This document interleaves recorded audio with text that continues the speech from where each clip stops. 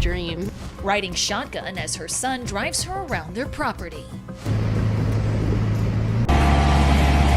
It's early April.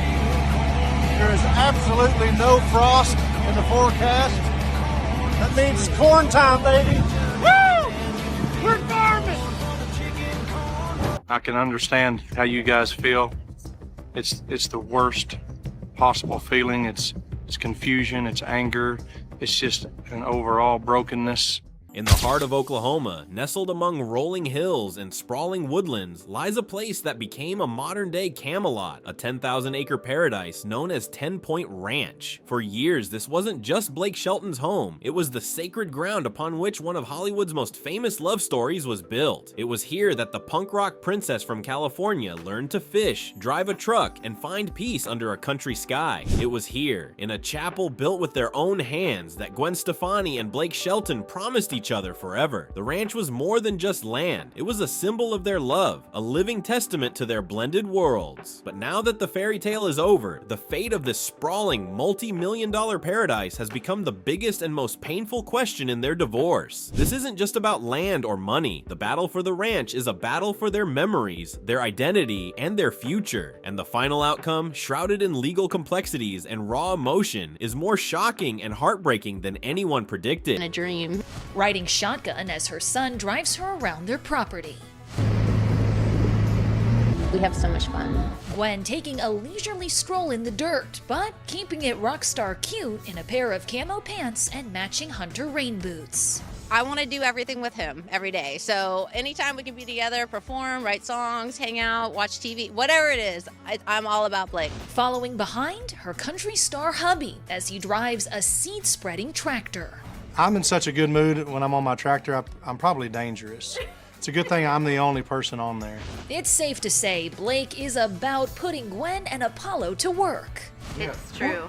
To understand the conflict, you must first understand the profound significance of this land. For Blake Shelton, 10-Point Ranch isn't just an asset, it's an extension of his soul. Long before Gwen Stefani ever set foot on its soil, this was his sanctuary. He bought the land piece by piece over years, pouring his heart and his fortune into cultivating it. It's where he grew up, where his family roots are, where he goes to escape the madness of fame. For Blake, Oklahoma isn't a place he lives, it's who he is. And it was into this deeply personal world that he invited Gwen. The world watched, fascinated, as the ultimate city girl began a remarkable transformation. We saw the photos. Gwen in camouflage, on horseback, her platinum blonde hair under a trucker hat. She spoke in interviews about finding a new side of herself, a piece she had never known in Los Angeles. The ranch was the backdrop for her reinvention. It was the physical proof that their love was real, that she was willing to embrace his world as her own. She wasn't just visiting, she was building a life there. Together,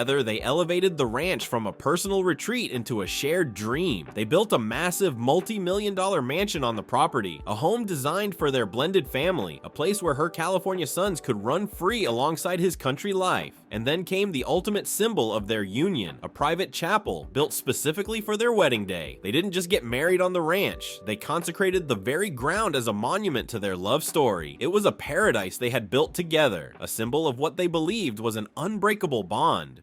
Flooding from Tropical Storm Bill caused a lot of problems for a lot of people in Texas and in Oklahoma this week. For one man, that trouble turned into an unexpected encounter with a country music superstar. Adam Snyder explains. It's somewhere along these country roads that a country superstar, Hey everybody, Blake Shelton here. Met Rojo Hartman. I didn't get a chance to get Blake's number. I give him one of my cards, though. I did do that. Rojo was headed home from Ardmore when he reached a river that was once a road. There's a car on the other side pulled up. But behind the idyllic sunsets and happy family photos, a fundamental conflict was taking root, a conflict that would turn their shared dream into a battlefield. And it all started with a single, unresolvable disagreement about what home truly meant. The legal situation surrounding the ranch is a nightmare of complexity. While Blake owned the majority of the land long before their marriage, making it his separate premarital property, the massive home they designed and built on that land was a shared marital asset paid for with their combined fortunes. This distinction created a legal minefield. How do you separate a house from the land it's built on? Legally, it's a puzzle. Emotionally, it's a powder keg. You have your 3rd year wedding anniversary. Congratulations to you on that. That is so beautiful. The pictures are so cute you're putting on there. You're funny as a cameraman. I got one, Gwen. Wow, that is a large mouth. So like anxious about writing and insecure, and I have writer's block and all these things. And she said, "What you waiting for, Gwen Stefani?" And then I came in the next day and she had this like crazy song, and that's how that song was born. What is Gwen Stefani's phone number? For Blake, the stakes were existential. The idea of being forced to sell his ancestral home, his sanctuary, because of a divorce was reportedly his greatest fear. It would be like losing a part of his identity. He could build another house, but he could never replace that specific piece of Oklahoma that defined him. For Gwen, the stakes were just as high, but profoundly different. The ranch represented the future she had been promised. It was the home where her sons, Kingston, Zuma, and Apollo, had truly bonded with their stepfather. It was the physical embodiment of her sacrifice, of her willingness to step out of her world and into his. To walk away from the ranch would feel like admitting that the past decade of her life and the country identity she had adopted was all for nothing. I just got a new truck. We're both trying to figure out the stereo. So what are you doing? You go, well, I was trying to find Kiss FM to see if I could hear my new song on there. Yep. And I pushed one button because I don't know what to do either, and Kiss FM came on, and your song was already playing. I can understand how you guys feel. It's the worst possible feeling. It's confusion, it's anger, it's just an overall brokenness.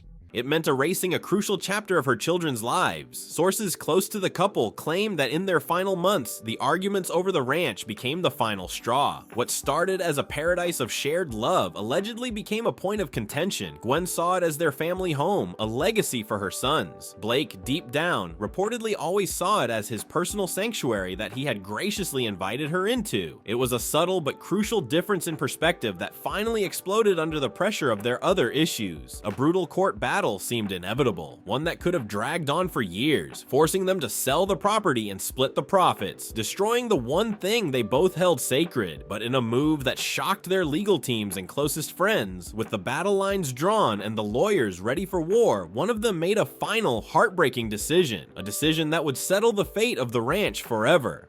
Gwen Stefani walked away. She had the legal right to fight. She could have forced a sale, claimed her multi-million-dollar share of the home, and dragged the process through the mud for years, ensuring that if she couldn't have it, neither could he. But she didn't. In a final, painful act of clarity, Gwen reportedly made the decision to relinquish her claim to the home. And her reasoning, according to insiders, was both selfless and an act of profound self-preservation. She realized a devastating truth. The ranch was only a paradise because of the dream she shared with Blake. Without Blake, it wasn't a paradise anymore. It was a prison, a beautiful, sprawling prison filled with the ghosts of a life that was gone. Every corner, every room, the chapel on the hill, it would all be a constant, torturous reminder of what she had lost. To stay and fight for the house would be to chain herself to a past that had no future. By letting it go, she wasn't just giving up a property, she was choosing her own peace. She was refusing to let the most beautiful chapter of her life end in the ugliest way possible. It was her way of truly finally closing the door. And so Blake Shelton gets to keep his ranch. He keeps the land, the house, the chapel, the memories. He won the battle for the property, but the victory is a poignant and lonely one. He is now the sole king of a sprawling kingdom they built for a family that no longer exists. The fate of the ranch tells us everything we need to know about their breakup. It shows the depth of their connection and the profound, heartbreaking finality of their separation. Because the ultimate question remains, what is a paradise